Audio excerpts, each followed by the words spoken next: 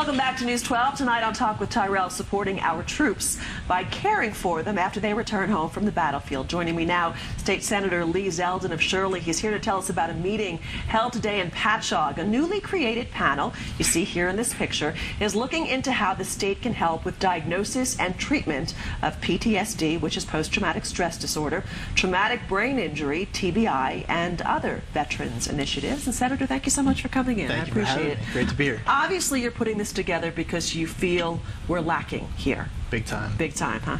You know, it's something that we have so many veterans here on Long Island.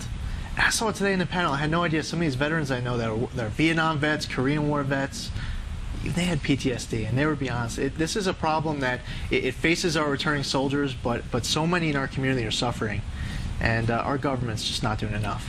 I know that one of the things you did recently was hand over a very special medal to a family who had lost one of their loved ones because of this. Yeah, John Jennings was someone that was a friend of mine, knew him for a few years, and unfortunately this past January he lost his life. And you know, he served overseas in Iraq. He was a hero. When hearing his stories, looking at his pictures, I saw about 1% of what he saw over in Iraq. And unfortunately, PTSD, if it's not treated right, if it's not diagnosed quick enough, it really could take a toll on you and your family. So what did you come up with in today's panel? What do we need to do here to help? And we've seen the traumatic brain injuries come back from the battlefield. At least those you see, the post-traumatic stress disorder, you don't really see. It's not a visible scar. It's an internal wound.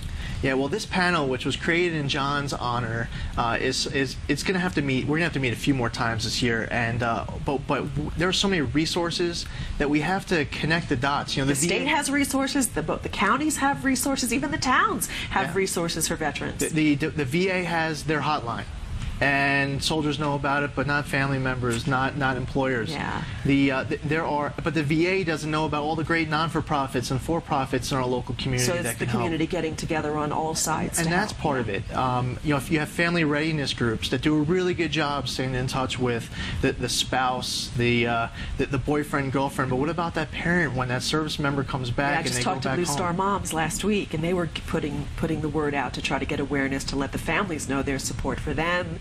And so everybody's trying, but not everybody works together. So it's just we're not there yet as a government, and you know, the VA does such a good job putting service members suffering from PTSD with other service members.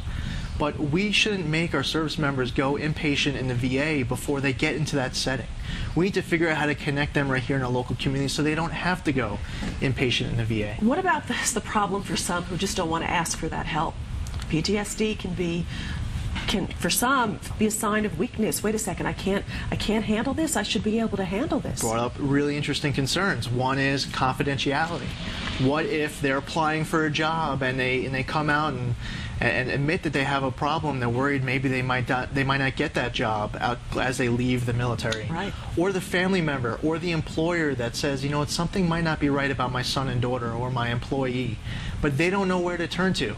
And additionally, they may not be worried that there's the right confidentiality if they call a hotline and they say, well, my son or daughter might have PTSD, or I'm not sure what's wrong with them.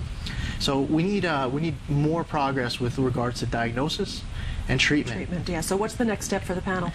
Well, we're going to meet again, and we're kind of going to take the discussion to the next level as far as trying to get some of the components of actually what we're putting together is called the PFC Joseph Dwyer program. Oh, okay. And PFC Joseph Dwyer is obviously someone that many of us know. Yes. He's left a legacy behind. He's inspired so many in our community, and he's inspired me.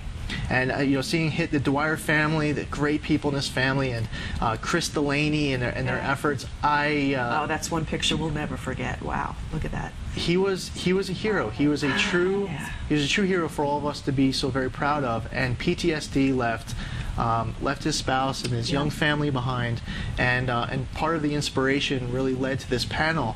And we were going to create this panel anyway, and then this past January, John passed away, and it's just a constant reminder that this is a battle that is ongoing, and if we don't do something about it now. So as things progress, please come back, help us get the word out, so we can make sure the people who need the help and the families know where to go to get it. I appreciate that. Thank you very much. Appreciate it. Thank you for coming in, State Senator. Thank you.